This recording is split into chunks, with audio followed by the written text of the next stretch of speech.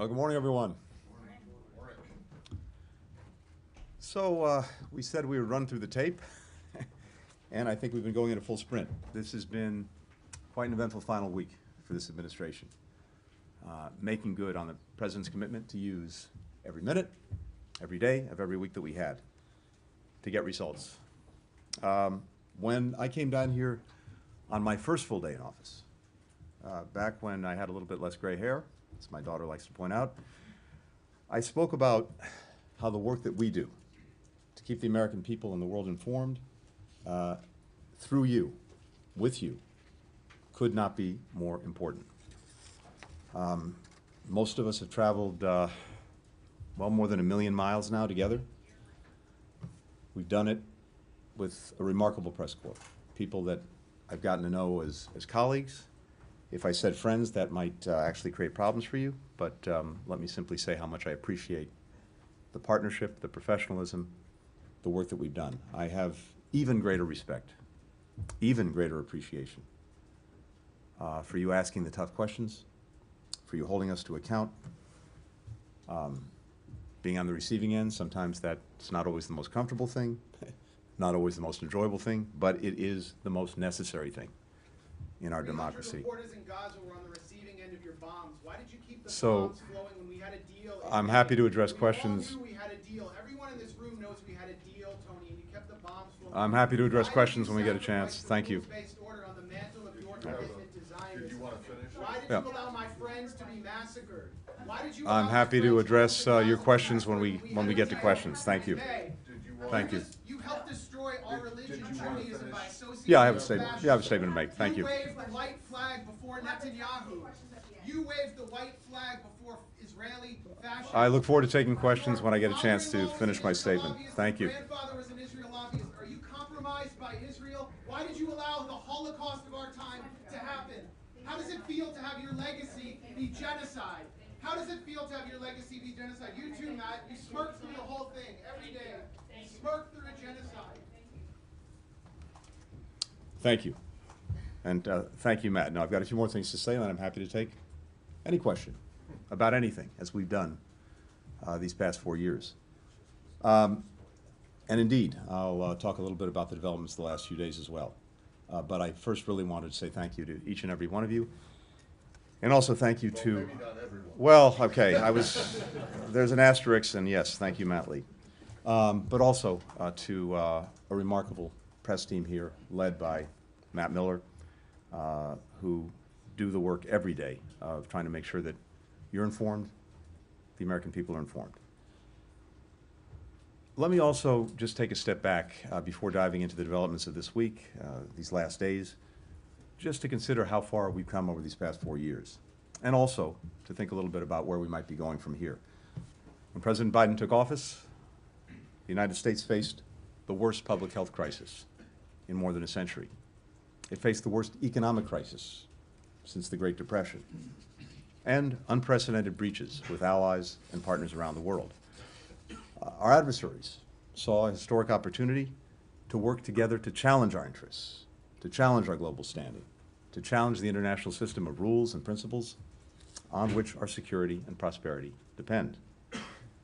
First time I had an opportunity to speak at length in this role, I laid out how we would work to leverage American diplomacy to safeguard and accelerate America's renewal, how we would reimagine and revitalize our greatest strategic asset, our unmatched network of allies and partners, to deliver on issues that actually matter in the lives of our fellow citizens, matter in their livelihoods, matter in their futures, and to defend against increasingly assertive and aggressive revisionist authoritarian powers. And also, how we'd modernize our own diplomacy to try to deliver on these priorities, to ensure that this department is ready to meet the tests of a more contested, a more complicated, a more combustible world. As President Biden emphasized when he was here on Monday, thanks to historic investments at home and around the world, the United States can now operate from a position of greater strength to tackle all of these challenges. Our adversaries and competitors are weaker. Our strategy of renewal to set the stage for America to win the fierce competition, to shape a new era of international affairs to the benefit of our people, the benefit of people around the world. And I think this week was another reminder, both of the power and the purpose of American leadership and American diplomacy. Over 15 months of devastating conflict between Israel and Hamas, we've worked to broker a deal that would bring hostages home, that would stop the fighting, that would surge humanitarian aid to people who so desperately need it, that would create the space to conclude a permanent ceasefire. We now have that, and we expect implementation of the agreement to begin on Sunday. As President Biden said yesterday, after more than 400 days of struggle, a day of success has arrived. I want to thank our fellow mediators, Qatar and Egypt, for their extraordinary partnership. And I want to thank my colleagues, in particular, Jake Sullivan, Bill Burns, Brett McGurk, for their remarkable skill, tireless dedication over these many months of negotiation. Will you recognize the Geneva Conventions apply to the Palestinians? And again, I'm happy to address questions when we have a chance. I'm happy to address questions in a moment. Thank you. This is a moment of tremendous relief for Israelis and Palestinians alike. The daughter of one hostage spoke for many when she said, "I can't wait to see them come back to their families. I'm so desperate to see them." A mother of 5 displaced from Gaza City said simply, "We are being reborn." It's also a moment of historic possibility for the region and well beyond. It's going to take tremendous effort, political courage, compromise to realize that possibility, to try to ensure that the gains that have been achieved over the past 15 months at enormous, excruciating cost are actually enduring, to manage the still profound risks, to deliver on the promise of a more integrated Middle East. And simply put, to forge this reality, there are 2 immediate imperatives. First, to fully implement the ceasefire deal. And then second, to finalize a plan, an effective plan, as I spelled out earlier this week, that provides for Gaza's transitional governance, its security, its reconstruction, and that can make the halt in fighting endure. Delivering on these 2 priorities will in turn create the conditions for Israel and Saudi Arabia to normalize relations between them, which will require a credible pathway to a Palestinian state. On each of these imperatives, we've delivered concrete progress and we've laid a foundation for success, which we will hand over to the incoming administration. Together, they represent a historic opportunity to advance the long-term interests of the United States, our partners in the region, and around the Middle East. In Ukraine as well, we've seen the results of steadfast American leadership. We rallied and kept together some 50 countries to help Ukraine defend itself from Putin's war of aggression. Through Ukrainian courage and also Western resolve and firepower, Ukraine repelled Russia's invasion and took back half the territory it originally seized. We've marshaled commitments from countries around the world that will help Ukraine deter and defend against future attacks and stand on its own feet militarily, economically, democratically. We've also imposed the most ambitious sanctions and export controls ever on Russia, cutting off its biggest banks, reducing dramatically Europe's reliance on Russian energy, oil and gas, almost to zero at this point.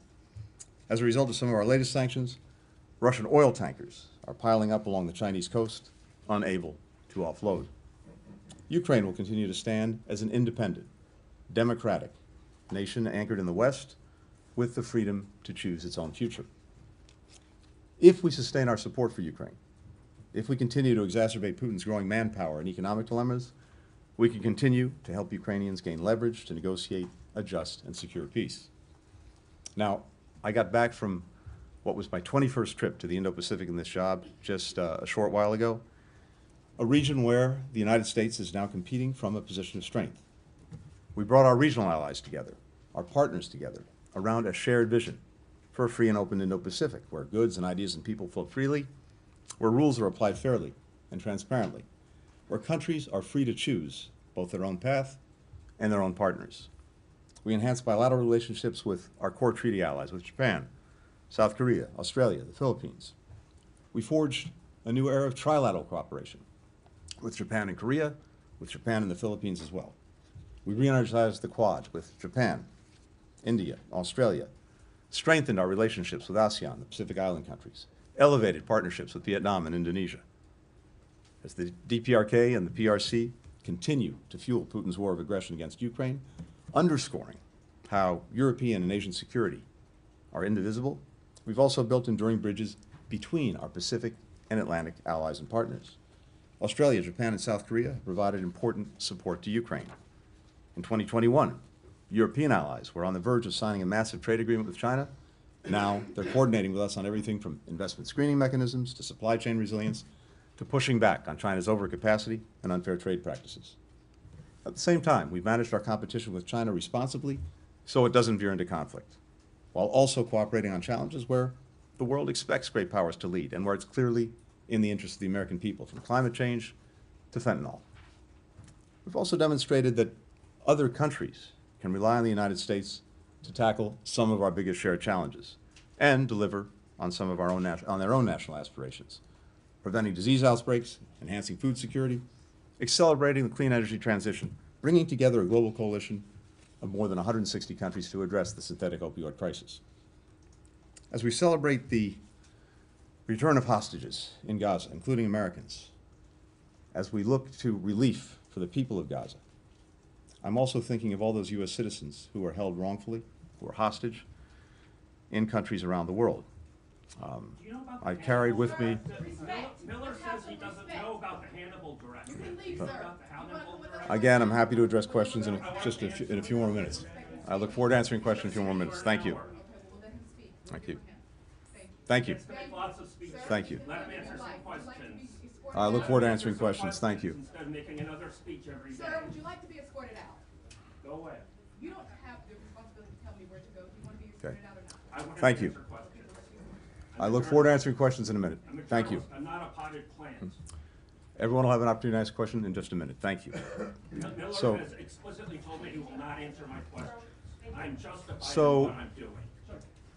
I have no greater pleasure in this job than crossing off a list I carry in my pocket, the names of those who had been arbitrarily detained and unfairly held hostage, unjustly held hostage, and bringing them home, returning them to their families, returning them to their loved ones. Finally, I just wanted to share this morning. Get your hands off me. Get your hands off me. Get your hands off me. Answer a damn question. I look forward to answering questions in a few minutes. You know about Israel's nuclear weapons. Everybody from the ICJ. I was sitting here quietly, and now I'm being manhandled by 2 or 3 people. You pontificate about a free press. You pontificate about a free press. You are hurting me. You are hurting me. You are hurting me. I am asking questions after being told by Matt Miller that he will not answer my questions until I'm asking. Please, sir, respect the process. We'll have an opportunity to take questions in a few minutes. Wasn't the point of the May 31st statement to block the ICJ orders? You blocked the ICJ orders. Please, sir, respect the process. Thank you. Oh, respect the process. Respect this process while everybody from Amnesty International. From Amnesty International to the ICJ saying that Israel's doing genocide and extermination, and you're telling me to respect the process. Criminal, why aren't you in The Hague? Why aren't you in The Hague? Why aren't you in The Hague? Finally, we've worked to modernize our diplomacy so that we're more agile, we're more effective, we're more prepared for the challenges of a new era. We've reorganized this department to lead on issues that increasingly animate our diplomacy, whether it's emerging technology, public health, strategic competition, economic statecraft. We've embraced new tools and approaches, from integrating data and AI into the work that we do, strengthening our capacity to anticipate, to plan for risks, as well as opportunities in this more volatile world. Maybe most important, we've invested in our people, improving our hiring and retention practices, diversifying our workforce, strengthening our training, providing more support to employees throughout their careers. We've hired the largest Foreign Service Officer class in more than a decade, and we've grown our Civil Service Corps at the fastest rate in more than 20 years. It was gratifying to me, and I think to everyone in this department, that among the first and last stops President Biden made in his tenure was right here at the State Department. I think that is powerful evidence of the trust that he placed in us to carry out this country's foreign policy. Our diplomats represent this country with exceptional skill, with professionalism, with heart. They often do so at great personal sacrifice, little fanfare, in some of the world's most challenging environments. it has been, simply put, the greatest of honors to be able to work shoulder to shoulder with them. These past 4 years, there have also been moments of disappointment, of hardship, of heartbreak. But I leave this job knowing that we spent every day thinking about and working toward what we believe is best for our people, the citizens we have the immense privilege of representing. And I'm confident we leave office with our country and with this department in a much stronger position than we found it. And now, with that, one last time, I look forward to taking some questions. Mr. Miller. Matt, let's start us off. Thank you very much, Mr. Secretary, and thank you for the very opening comments about the work, the cooperation with us, the press corps. Even when we haven't always been satisfied or with the answers, we do certainly appreciate your willingness to engage with us, and so thank you for that. I want to start, actually I only have one question. Exactly 16 years ago today, January 16th, 2009, former outgoing Secretary of State Condoleezza Rice had her final press briefing here. And all of the questions she got were about Israel and Gaza.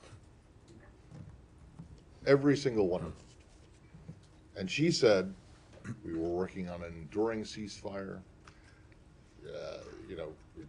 She was about to sign an agreement with then Foreign Minister Livni that would move toward that way. She was working with international partners. Names have changed, but countries pretty much the same: Egypt, the Europeans, the Gulf Arab states.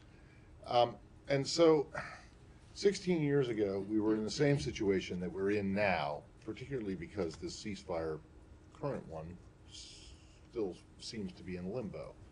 I'm wondering if you can point to any progress that has been made over the course of the Bush administration, the Obama administration.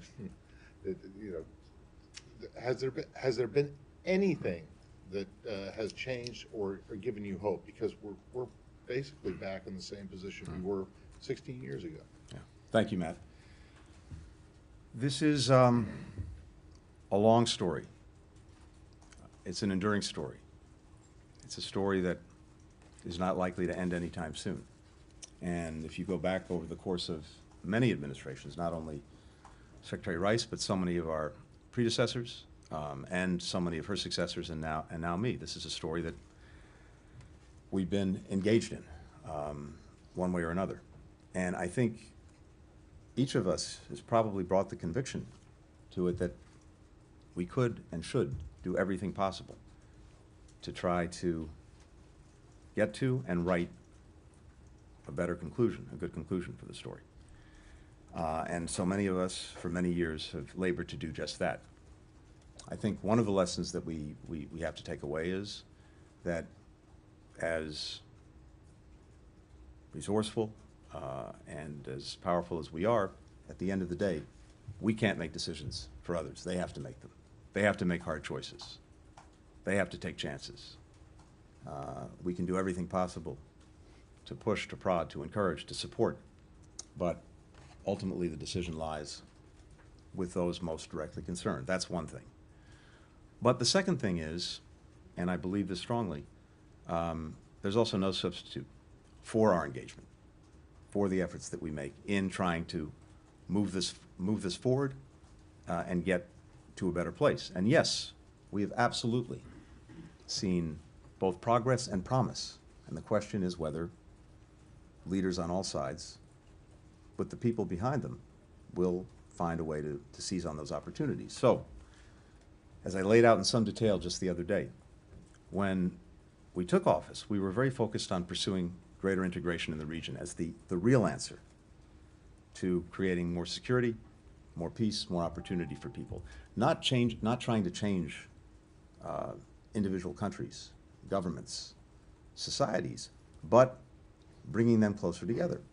And before October 7th, we'd done a lot of work on this integration, building on the Abraham Accords of the first Trump administration, pointing toward the normalization of relations between Saudi Arabia and Israel. And as you all know, we were all planning to go to Saudi Arabia and Israel because we'd made so much progress on the normalization accords on October 10th, a trip that of course didn't happen, to do two things: to try to help finalize agreements that were necessary to get to normalization, and as part of that, to find a clearer way forward, a pathway to a Palestinian state, vital to Saudi Arabia, very important to us as well. Even with everything that's happened since October 7th, I believe strongly, including from my many conversations with leaders in the region, whether it's in Israel, in Saudi Arabia, or beyond, that the desire to pursue integration, the desire to bring countries together, remains strong, remains powerful, and can be a driving force for finally resolving some of these other questions, including the Palestinian question. Israel's deepest desire from day one of its founding was to be treated like any other country in the region, to have normal relations. And it's been demonstrated that that's possible and desired. But it requires, among other things, ending the conflict in Gaza, which we are now on the verge of doing as a result of everything that we have put into this. An agreement that President Biden put forward before the world in May, got the entire world to endorse. And in the months since, we've been working to negotiate the final details and get it implemented, and that's where we are now. So, end Gaza is one, and then yes, a credible pathway to a Palestinian state is two, and leaders will have to summon the vision and the courage to do that. I laid out some ideas for how you can get there just the other day, but I believe that is possible. I believe the driving desire for integration is something that can carry this forward. Finally, I'll say this. We've also seen, as a result of so much of the work that we've done, what the possibilities are. For Israel, when it was attacked in an unprecedented way by Iran, a direct attack with hundreds of missiles, hundreds of drones. Not only did we come to Israel's active defense for the first time ever, we brought other countries along to do that, including countries in the region. And Israel now sees powerfully what it stands to gain from greater integration in the region, including in a common security architecture. All can see that this is a way to effectively isolate the troublemaker in the region, Iran.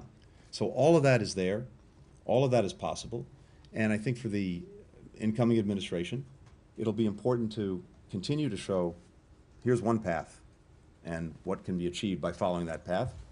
And then there's another, which is perpetual violence, destruction, terrorism, despair for people. That's the choice. I think we've now put in place and done the work that handing it off can be used to build a strong foundation and move down that much more positive path. Leon. Thank you, Leon. Mr. Secretary. Thank you for your service. Thank you for doing this. I trust you're not going to miss the million of miles that you've done in the last 4 years, and that you're happy to finally see your children. I wanted to ask you on Gaza, of course. You mentioned a tremendous relief in the region, both with Palestinians and Israel. There seems to be uncertainty for the ceasefire, and basically it was announced yesterday, and it's supposed to be implemented on Sunday. That's 4 days, quite a long time. Israel has led new strikes upon Gaza today or overnight. How confident are you that this ceasefire is actually going to happen?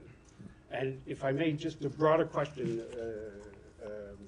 or after the 4 years, or your 4 years, and now that your tenure is coming up, what is your proudest accomplishment in these 4 years, and what is your biggest disappointment? So on the ceasefire, yes, I am confident, and I fully expect that implementation will begin, as we said, on Sunday. Look, it's not exactly surprising that in a process, in a negotiation that has been this challenging and this fraught, you may get a loose end. We're tying up that loose end as we speak. I've been on the phone in one way or another all morning with Brett McGurk, with our Qatari friends, and I'm very confident that this is moving forward, and we'll see the start of implementation of the agreement on Sunday. In terms of my own tenure and what I take from it, and I think there'll be plenty of opportunity to reflect on that in the weeks and months ahead. Look, in terms of satisfaction, as I said at the outset, we came in knowing that we had to reset the foundation for American diplomacy and American foreign policy. And resetting that foundation meant, as I've said, re-engaging, rejuvenating, reimagining these alliances and partnerships. It's the greatest strength that we bring to virtually every issue we have to tackle around the world. These voluntary partnerships and alliances that have stood us in such good stead over so many years, and I think are vital to effectively operating in this more complicated, this more contested, this more combustible world. And that's exactly what we did. But the point is not doing that for the sake of doing it. The point is doing it for the sake of more effectively dealing with the world we're operating in, and I think we've demonstrated that. When Ukraine was attacked by Russia, because of the investments that we've made in our partnerships and our alliances, we were able to bring together 50 countries, keep them together, and marshal their focus and their resources on helping to defend Ukraine. And we've done that very successfully. And we've done that in a way where many other countries picked up the burden. When it comes to maybe the biggest systemic challenge that we face in the international system, and that is China and the capacity that it has, uniquely, whether it's militarily, whether it's economically, whether it's diplomatically, to reshape the international order, what we've been able to do through these stronger alliances and partnerships is to focus other countries in ways that we haven't seen before on how to deal effectively with the challenges posed by China. We have much greater convergence between us and partners in Europe, between us and partners in Asia, among all of us, in confronting these challenges. And I listed a few areas in which we're working much more closely together. And as I've said before, when you bring just the United States to the table, well, we have a lot of weight, but when it comes to economic issues, for example, where China's engaged in unfair practices, where it's engaged in overcapacity to try to drown our industries, our communities, our workers with their products, well, when we're taking that on and we're doing it alone, we're 20% of world GDP. When we're doing that in concert with allies and partners across Europe and Asia who are similarly aggrieved by these practices, well, we're 50–60% of world GDP, and it's a lot more effective in getting China to change its conduct. So those are just two ways in which we've used this investment in our allies and partners to get real results, to tackle real problems, to meet real challenges. And again, through so many of the issues that are affecting the lives of our people, we brought countries together in a way that's going to have a material impact on making things better. I mentioned earlier the coalition we built on synthetic opioids, on fentanyl. You've heard me say this before. The #1 killer of Americans aged 18 to 45 is fentanyl. And it's by definition a problem that has to be tackled cooperatively with other countries, because the ingredients that go into making it may be made halfway around the world. They come close to our borders, they get synthesized into fentanyl, they come into the United States, they kill people. So the fact that we brought all of these countries together, now working in close concert to deal with this problem, that's going to have a material benefit on the lives of the American people. In these ways and so many more, what I take satisfaction is that we now can approach each of these problems from a position of much greater strength, much greater effectiveness. Disappointments? Yeah, of course. There are always many. There's always the things that you didn't get done. There's always the coulda, woulda, shoulda that you ask yourself. But I think it's also important to take a minute and take stock of what we actually have done, what the men and women of this department have achieved. Would I have wished, do I wish we could have gotten the ceasefire agreement months ago? Of course. The suffering since, the lives lost since? Sure. Could have been avoided if we'd gotten this over the line sooner. But in something as complex, as complicated, where different events have intervened and the work that we had done, the progress we were making toward bringing it to conclusion was delayed or derailed, as the President again said yesterday, almost every time you're trying to deal with something this hard, And as George Mitchell put it so well in the context of Northern Ireland peace, you're going to have many, many days of setback and struggle before you get to that final day of success. But every one of those days of setback and struggle is necessary to get you to the day of success. Thank you for your service, and thank you for taking our questions over the last 4 years. Since the Gaza war erupted, there has been a flood of reports supporting videos and evidence of potential IHL violations by Israel, and yet your department has refrained from making a definitive assessment. There's a sense out there that you gave Israel a pass on this issue and that that's part of the administration's legacy. Is there any chance you will deliver a definitive assessment on this in your final days? And if I may, on another region, we're reporting that the U.S. will impose sanctions on Sudan's Burhan today. Could you confirm whether the administration will take that step, and why do this now, and why wait till now? Okay. Thank you. We and I take very seriously the work that we do, and we have a responsibility to do, to assess in any place whether violations of international humanitarian law are occurring, war crimes, other abuses of international law, international norms, international practice. And that's what we continue to do every day, whether it's in Middle East, Gaza, or in many other places around the world. And I'll come to that because your question about Sudan goes there as well. In Gaza, we faced a uniquely challenging situation in trying to make final determinations. Because uniquely in Gaza, besides having a population that's been trapped there, that has nowhere else to go, you have an enemy that embeds itself in and among civilians. Houses, hospitals, mosques, schools, and getting a clear picture and a clear understanding of whether any one incident in that context constitutes a violation of international law in one way or another is an incredibly complicated thing to do, especially to do in real time. So we continue to gather the information, we continue to assess it. If we have any conclusions that we can draw in the time that remains, we will. I'd also point out that in Israel itself, there are hundreds of cases that are being investigated.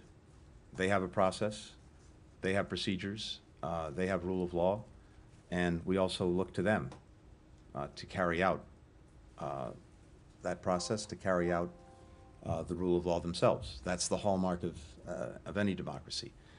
We have reported in a number of ways on what we've seen, including in the NSM report. We've taken actions in a variety of ways in a variety of places, particularly, for example, in the West Bank, where we've seen abuses committed by extremist settlers against Palestinians, and for the first time have taken action against them.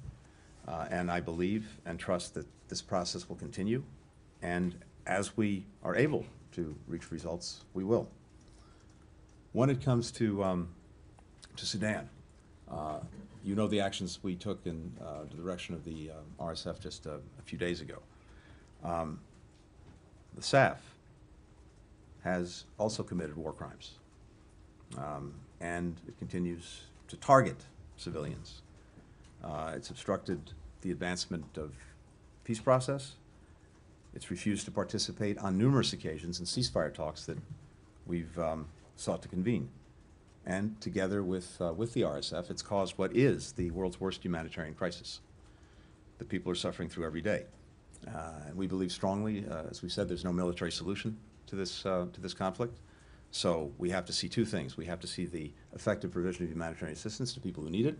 We've been working very hard on that. We've seen some progress, but not nearly enough. And we have to see the end of the firing, the end of this conflict. And there we've seen virtually no progress. So in this situation, we're able much more clearly to account for actions that are taken.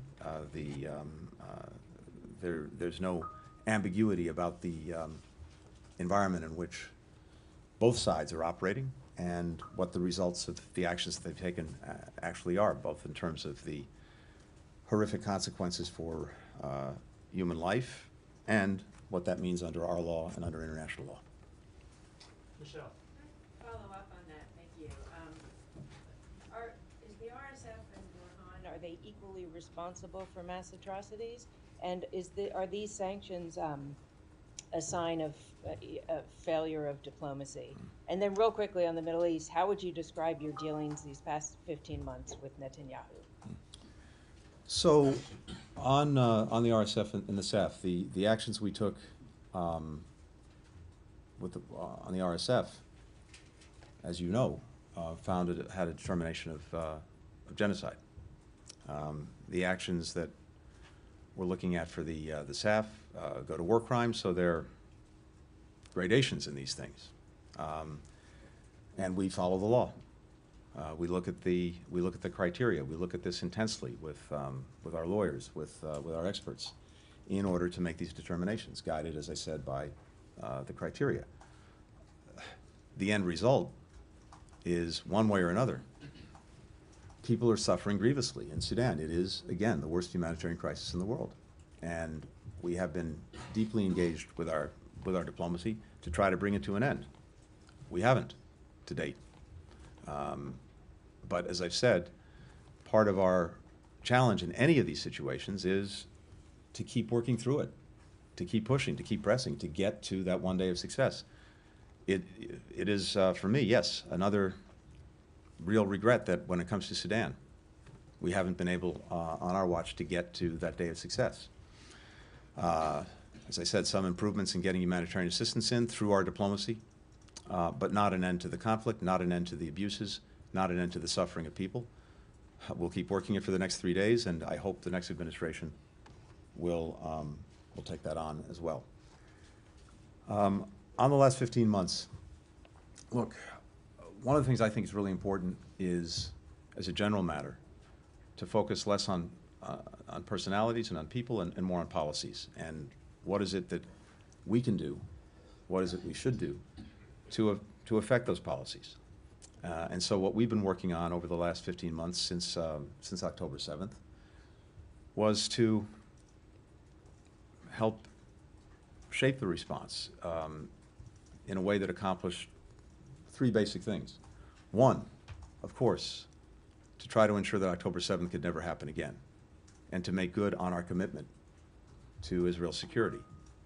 2, to prevent a wider war, a broader conflict that drew in more countries, more groups, both because that would bring even more death and destruction, and because it was exactly what Hamas was looking for: get that wider war, be able to have others attacking Israel, and to allow Hamas to continue to do what it was doing.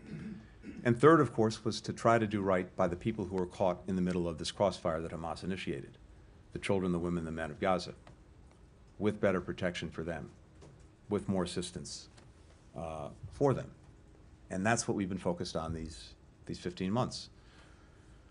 None of that changes what's happened, but it has put us now in a position where there is the real possibility for moving this to a better place. The immediate possibility, more than possibility now, the immediate reality of finally moving Gaza to a better place, finally getting hostages home, finally getting relief that people need, finally having an opportunity to have an enduring ceasefire, but also, as I was talking about with Matt before, in the region, as a result of the extraordinary setbacks that all of these actors who are responsible for the death, the carnage, the inability to make progress, the setbacks that they've encountered, whether it's Iran, whether it's Hezbollah, whether it's Hamas.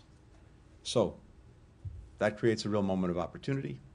And as I said, we've done everything we can to put in place, to make the investments and the plans necessary to take advantage of that opportunity. We're handing them off, and my hope, as I said, is the administration that's coming in will continue them. Ginny. Mr. Secretary, on shaping those policies, looking back, is there anything you would have changed in how you negotiate to shape those policies? And do you regret not being firmer on the red lines you gave to Israel on humanitarian aid and civilian harm, given the state of Gaza right now? So again, a few things that I think are important, at least that I take away from this. One is it's, I think, a mistake to ascribe to any one individual or any small number of individuals policies that, in the case of Gaza, were basically supported by an overwhelming majority of Israelis after the trauma of October 7th. This is a deeply traumatized society, just as Palestinian society is deeply traumatized by everything that's followed October 7th. And if you don't understand that or don't factor that in, it's really challenging to make progress. So I think we've looked at that, we've understood that, and as I said, we had certain priorities that the President set that we've tried to carry forward in approaching everything we've done since October 7th, and we are now in a place where we're finally, I think, making good on those priorities. As I mentioned, one of them was to avoid a broader war with more countries coming in. And at various moments throughout these last 15 months, we've been right on the edge of having that wider war. And because of American diplomacy, because of American deterrence, because of America's ability to mobilize others, we've avoided it. When we had those unprecedented attacks by Iran on Israel, we marshaled other countries to come to Israel's defense. And then, when it came to Israel's response, we shaped it in a way that it was strong, but also calibrated, so that Iran's air defenses were taken out, but we didn't have actions that were escalatory and that produced a wider war. And that didn't just happen, it was the product, again, of American diplomacy and American deterrence. Throughout the 15 months on the humanitarian situation, when, and again, in an environment that is unique, which doesn't obviate Israel's responsibilities, doesn't excuse things that haven't been done that should have been done, but is important because operating in that unique environment with a population trapped in Gaza and other places where there are conflicts, people can usually go somewhere else. You're a refugee, not a good thing, but better than being trapped in a crossfire. Gaza, almost uniquely, people are trapped, and as I've said many times before, trapped with an enemy that deliberately uses them, hides among them, looks for civilian casualties as not only a necessary cost, but one that actually advances their agenda. And we know this from the leader of Hamas himself, Yahya Sinwar. So that's made things very challenging. But whenever on humanitarian assistance, we've seen things moving from bad to worse, we've engaged strongly, and we've gotten results, whether it was back in April or May, whether it was more recently in September, October. But fundamentally, the only way, given the complicated, incredibly complicated environment, to really get at the needs of the people was through a ceasefire and a hostage deal. And that's why we've been laboring so hard on it. And that's why now, as it's implemented, we're finally going to see the relief that people so desperately need. Let me just add this, and I'm sorry for going on. At various points along the way, in terms of getting that deal, the biggest impediments really have been Hamas and its refusal to get to yes. Now, have there been moments when Israel has done things or taken actions that have made life more complicated, more difficult? Yes. But broadly speaking, and especially in the last months, until we got to success, Hamas has been the major impediment. And there were two things that were factoring into Hamas's thinking, and we know this. One, as I said, was the hope that they could get a wider war, that others would jump in, that the cavalry would come to the rescue. And it wasn't until recently that it became clear that that was not the case. And whether it was Iran, whether it was Hezbollah, whether it was Iranian proxies, whether it was supply routes for those proxies through Syria, as a result of actions that Israel took, as a result of actions that we took, as a result of conflicts and problems that these various actors had gotten themselves into that we exacerbated, it finally got to the point where Hamas concluded that, as I said, the cavalry wasn't coming to the rescue. That wasn't going to happen. Second, Hamas held back at various points because it saw or hoped that public international pressure was mounting on Israel. And it could just wait it out, and that pressure would get to a point where Israel would have to accede to all of Hamas's demands. And that includes the hope that there would be a lot of public daylight between the United States and Israel. And so, while clearly we've had differences, real differences with Israel on the way it's gone about the necessary defense of its people and its country, we've expressed those clearly at various points, but we've mostly done it privately, precisely because we didn't want to feed into Hamas's clearly held views that if that pressure was mounting and if there was daylight, they could do nothing.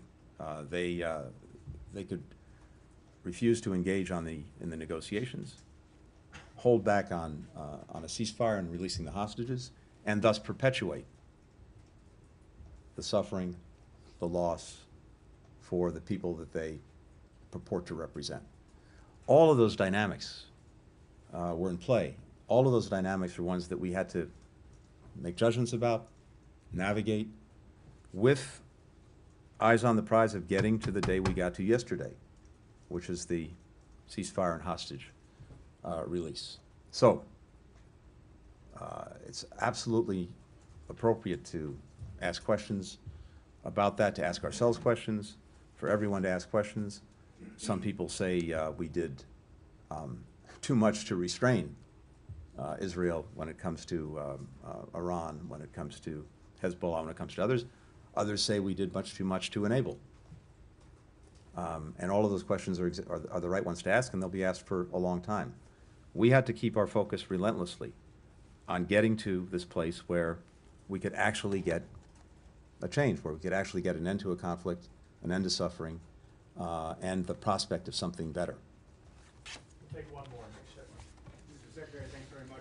On why you got to the ceasefire deal, as you just highlighted, you talked a lot about Hamas and pressure, Hamas being diminished, helped get them across the line. But on the Israeli side, do you believe that Trump and Steve Witkoff, either through direct pressure or through Netanyahu's perception of Trump, that helped get this deal across the line?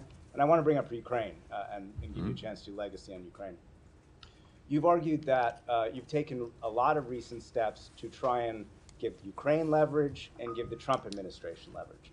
Let me just point out, though, that there's no money left in the replenishment fund. Ukraine struggles on the front line. Russia has a reconstituted defense industrial base because of China. So do you fear that your legacy on Ukraine could actually be defined by your successor? On the ceasefire deal first, look, the important thing is not who gets the credit.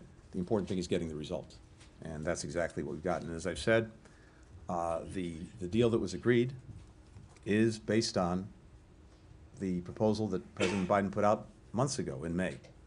The framework that he made public in detail, that we then went around the world and got country after country to endorse, culminating with the UN Security Council. That's what moved Hamas in the first instance, because up until that point, Hamas had been rejecting the idea of having an initial phase of 6 weeks, ceasefire, hostages begin to come out, prisoners are released, humanitarian assistance surges, and we use the time to reach an agreement on the conditions for an enduring ceasefire. They'd rejected that scheme. And it wasn't until May, when the president went public, detailed it, we got the whole world behind it, that Hamas was isolated and it moved.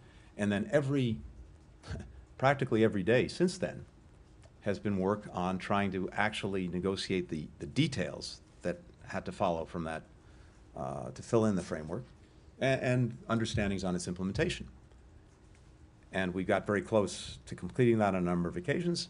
And as I said, events of one kind or another inevitably intervene that delay, that derail the work that you're doing. But we kept at it. And meanwhile, as I just described, I won't belabor, all of these other factors that went into the calculus of Hamas changed dramatically, and in no small part because of actions we took in a way to exacerbate the challenges of Hamas and its many potential supporters, as well as actions that, that Israel took.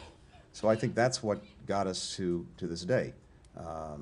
Our diplomacy, our deterrence really isolated Hamas to the point where they finally came back to the table, got to yes. In recent weeks, just to cite some other examples, when Hamas was refusing to engage in the fall, I went to our friends in Qatar and said it's time to tell them that their political operation housed in Qatar is no longer welcome.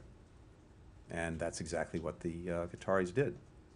In recent weeks, we went also to other actors, including Turkey and President Erdogan, to use his weight and influence to get Hamas back to the table to try to conclude an agreement. And he did, and they did. So it's a long way of saying that all of these things coming together over many months, I believe, is what's gotten us here. Now, having said that, it was, I think, very important and very responsible to not only fully inform the incoming administration of what we were doing, but also, yes, to involve them in the this last part of the process that got us to the agreement. And the reason for that is virtually everything that now needs to be implemented under the agreement will be implemented under the Trump administration. And it was very important for the parties to know that the Trump administration stood behind the agreement that we negotiated and that President Biden put forward. And I both appreciate and applaud the very good work that Steve Witkoff did, working closely with us, with Brett McGurk, in helping to get this over the line. But I think being very clear with all concerned that the incoming administration supported, endorsed, and would carry forward its responsibilities under the agreement, that was an important thing to do. I'm sorry, on Ukraine. So,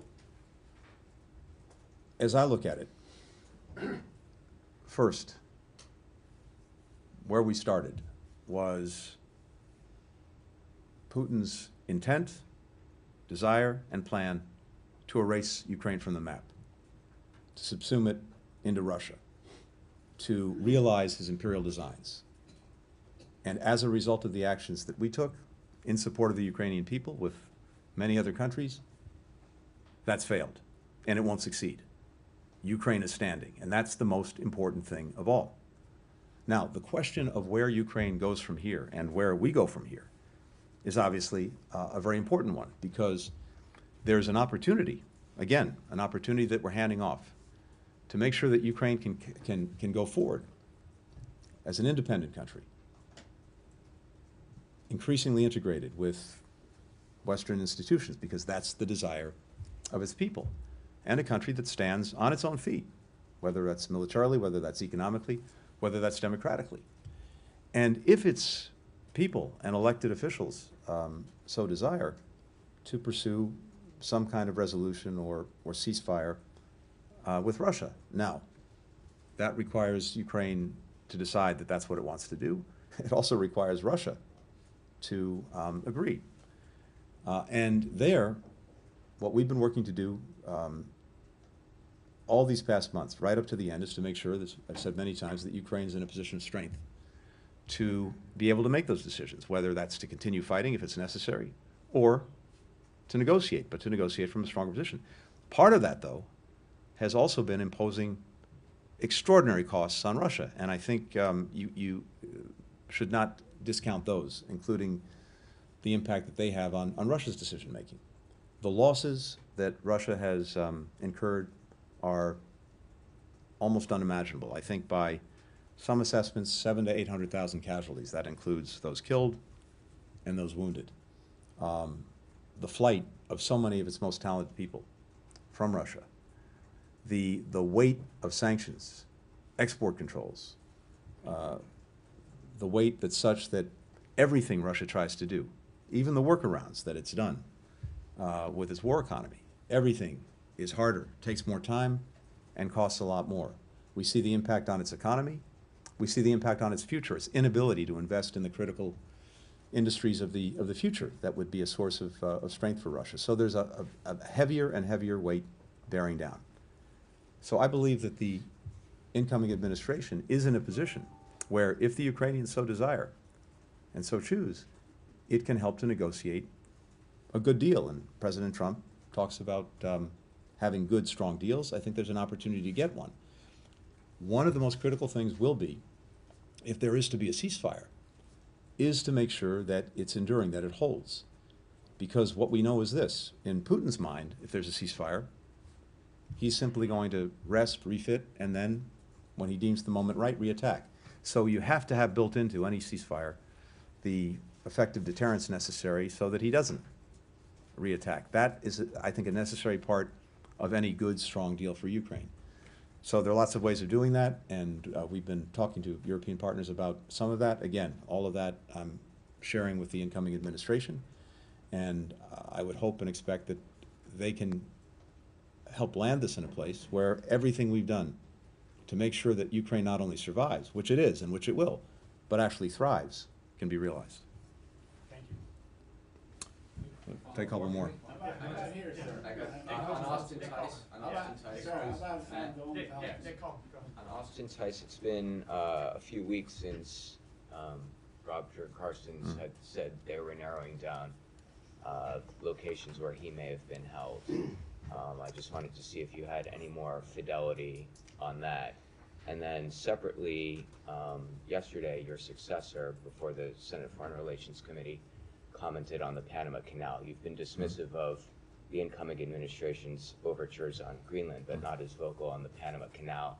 He said the issue is not a joke and it's a legitimate issue that needs to be confronted over questions of neutrality and China's ability to choke off commerce on both sides of the canal. So I wanted to see your comments on that. Sure. Look, on Austin Tice, all I can tell you is this. Not a day goes by where we're not out there trying to obviously find him or get information about what has become of him. And I don't have anything to report beyond what we've already said, but we have people throughout Syria who know the importance that we attach to this and are leaving no stone unturned to find Austin. So he and his family remain in my thoughts, all of our prayers, but mostly we're working in any way that we can to find him. And of course, if we have any further information and hopefully have Austin, we'll share that, or the next administration will share that. Look, on Panama, on the Panama Canal, we have a treaty, we have a settled policy of many years, and that's not going to change. And as I've said before, I think doesn't warrant spending a lot of time talking about it. Now, when it comes to the resilience of our supply chains, when it comes to making sure that we can get what we need and we don't have risk attendant with it, including from countries with which we have challenged relations, that is important, and that's something that we've worked on pretty much around the world for the last 4 years, building a greater diversity of supply chains, building a greater resilience. Also, trying to make sure that countries that were trying to build up and build out their own infrastructure to improve the lives and livelihoods of their people had a better offer from us, so that they didn't have to turn to others on much more onerous terms. And we've made extraordinary progress on that these last 4 years. So I think that's where the focus should be, and that's where I expect the focus actually will be. Tom. Mr. Secretary, thank you for taking the extra questions. since the ceasefire was announced, authorities in Gaza have reported another 73 people killed. Aren't we seeing an erosion of norms, given the extraordinary numbers? And you've been saying for months that Hamas is degraded militarily. At one point you said, I think, Israel was only making marginal gains when there'd been another very big airstrike with civilians killed. So I just want to put that point to you, that haven't we seen here the degradation of norms, given the kind of extraordinary numbers? And here we are still seeing them after a ceasefire agreement is announced in the run-up to that. So I wanted to get your thoughts on that. And just secondly, on the point about international journalists being banned from Gaza, can you tell us that you are and have been still pressing the Israelis, that it is your expectation that international journalists will be allowed in? Second part first, yes. That remains the expectation, and I think it's, as in any place, very important that all of you and your colleagues are able to report, are able to share with the world what the reality is. So we, certainly I fully expect that to happen, and especially in the context of a ceasefire, where the idea that just may be too dangerous for anyone to operate is no longer the case. So I fully expect to see that. During the ceasefire, during phase one? I would hope so. I can't speak to what the policies will be, but from my perspective at least, yes. Second, with regard to the ongoing actions, I spoke to this the other day at the Atlantic Council, and yes, I think some months ago, Israel achieved its core strategic objectives in Gaza. The fundamental objective being to ensure that Hamas could not repeat the horrors of October 7th, and to do that, to dismantle its military organization and capacity, and to deal with the leaders who were responsible for October 7th. And that happened some months ago. But in order for there to be a ceasefire, it was necessary that there be some agreement on getting the hostages out, including 7 Americans who remain. And in order to get the ceasefire to be enduring, now that we have an agreement on its first phase, there have to be understandings on what comes after, on a post-conflict plan, one that allows Israel to fully pull out its forces and stay out, one that makes sure that Hamas can't go back in, and one that provides for the necessary governance, security, reconstruction of Gaza. And we've been working every day in parallel on those plans. So now there's an opportunity, finally, to move forward.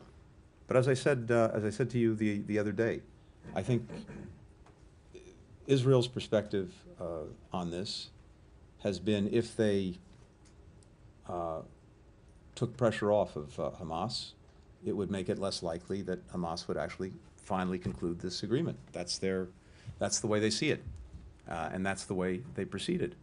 We've tried to reinforce every day the urgency of actually getting to an agreement, so that all of this would stop. The firing by both sides would stop. The hostages would come out. The relief would get in. Well, we're finally at that point. I thank you all very, very much. Thank you. Thank you. And enjoy driving yourself on Route 66 of the GW Parkway. Matt, stay out of my way.